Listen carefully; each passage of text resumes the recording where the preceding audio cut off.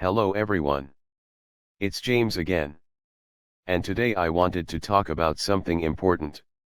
And actually I was going to talk about this not just because it's so-called Valentine's Day. As we know that Valentine's Day is just a day to pressure people into spending money they don't have on people that don't care about them. Because unconditional love, which is a rare thing these days, should be year-round. Just like God loves us. You see, I've been wanting to do some Rocky videos where I can properly break them down. Because there is so much in these movies that demonstrate what we talk about here on this channel. Narcissistic abuse. Recovery from narcissistic abuse. Being thrown away from society and being alone. Even though life is hard, you are still trying to help others all the while smiling through your own pain, sadness and loneliness.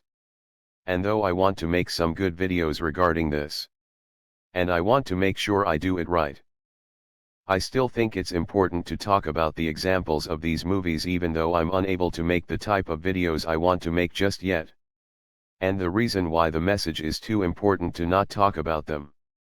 And I believe it's this message that is actually what this movie is truly about. Because, yes, it's indeed about love. But it's not what a great many people think when they think about this movie being about love. They think it's a love story. And yes, that would be correct too. It is a love story. But that's just surface level. The truth is, I believe, the first movie especially is mainly about the real-life Sylvester Stallone never experiencing any type of love his entire life. Not from his mother. Not from his father. As he was narcissistically abused growing up. Just like most of us here on this channel. I will leave you a link of a short in the description of Stallone saying the same things about his childhood many of us have said time and time again on these channels regarding narcissistic abuse. And in that, this is the story of Rocky. You don't see how he was thrown away. Or who threw him away. But all you know from the start of the movie. He has been thrown away. But it's the last line in the movie that makes up the true meaning of this film. Yes. It's about Rocky going the distance. And how he filmed that fight. Round 14 was a spot-on metaphor for most of our lives. And without even knowing Stallone's story and about his upbringing when I first saw that famous Round 14. It hit me in the gut and it felt like what he was going through in the ring. Being knocked down again and again. Felt like what I and many of you were living day in and day out. But as an adult, and learning more about how he grew up, it all made sense. You can't make Round 14 as just a normal filmmaker. That fight and that round I believe came from the pain of Sylvester Stallone reflecting upon his childhood. The pain of being mistreated by his own mother and father who clearly didn't love him. Because they didn't have the ability to love like most toxic people. They are not only empty, but they are the type to take great pleasure and sadistically make sure their own child knows they aren't loved. And in this fight, and in round 14 he's standing back up and wants to go the distance. Because he doesn't want those that abused him to get the best of him and he doesn't want them to have the ability to write how his life is supposed to go.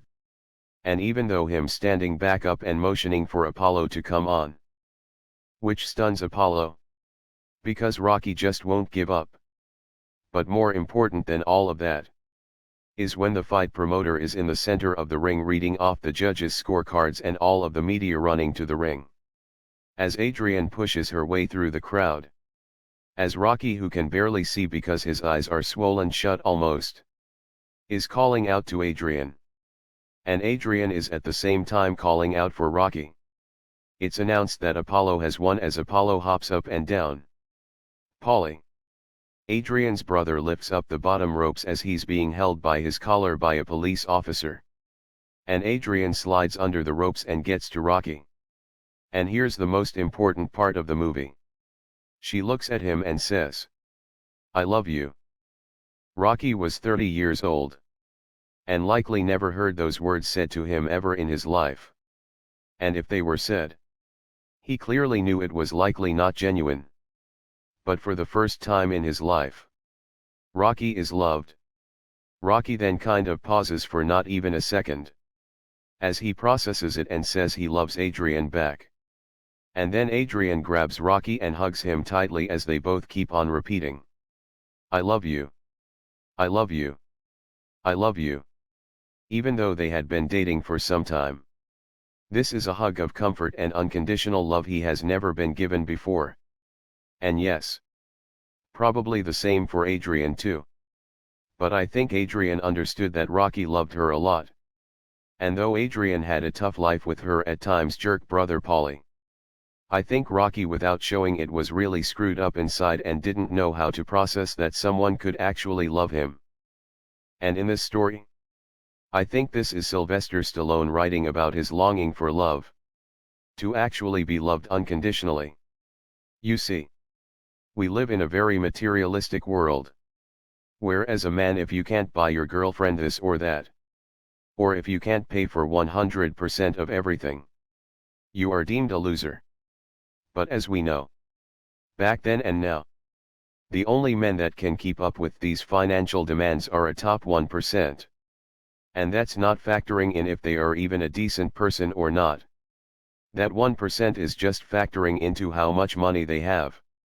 That's why in the Bible it speaks about a good woman being as rare as rubies. Because this good woman won't throw you away because you have less, or you have hit a rough patch in your life. However, she will pick a man that has the same character traits that godly men should have. And such traits don't always include money. Because God can make you rich today and poor tomorrow. And in this story, you see such love. And you see such decency. Of two people that were thrown away that love each other unconditionally. When Rocky proposed, he didn't get down on one knee. He stood up like a man. And looked Adrian in the eye. And said, "I wonder if you wouldn't mind marrying me very much." No ring to give in the moment. Just his love. Just his love. And I will leave a link to that clip in the description box as well. And then you have Rocky looking for a job. But he can't read. And he works so hard at learning how to read. Because he wants to better himself to give Adrian a good life. But Adrian, though supporting him trying, lets him know she's okay with how things are. And when Adrian ends up in a coma, Rocky won't leave her side. And with his limited reading and writing skills, he writes her a poem. And reads it to her while she's in her coma. Unconditional love. And I will put a link for that clip as well in the box below. You see, people use these man-made holidays to spend money on those that don't even love them.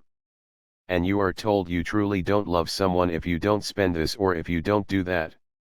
But if you truly love the person, it doesn't matter what they have or don't have. The Bible teaches us. Love is patient and kind, love does not envy or boast, it is not arrogant or rude. Love does not insist on its own way, it is not irritable or resentful. Love does not rejoice at wrongdoing, but rejoices with the truth. Love bears all things, believes all things, hopes all things, endures all things. Well, in Rocky 5, their love endures all things. And when society would have told Adrian to leave simply because the situation was no longer comfortable, she continued to love unconditionally. All of Rocky's money was stolen by a crooked accountant. And then he learns he has serious damage to the brain. And he pleads with the doctors to give him the okay to be able to fight again. So he can make more money to keep things going for Adrian and his family. However, Adrian, loving her husband, not the money, tells Rocky, "I don't care about the money. It's you. That's all that matters." Now what's sad is, when Stallone was a child, he was told by his mother that if something was wrong with his brain as a child, they would have opened up the window and put him on the window sill and let him freeze, and she would have been doing him a favor. But in this scene there is something wrong with his brain. But his wife refuses to throw him away. I will also put a link for this clip. and the short of Stallone telling the story about his mother. Then there is the ending scene for the first Rocky. Like we talked about earlier, Rocky ended up being the true winner. Because the scene is the true meaning of the movie.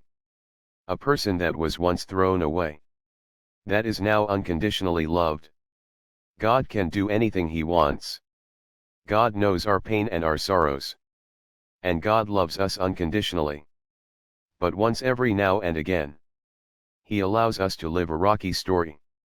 Because God did create us for a purpose. And last I checked, it wasn't to mistreat one another, but to love one another as we love ourselves. It's not how much money you have in your pocket, but the type of spirit you have inside of you.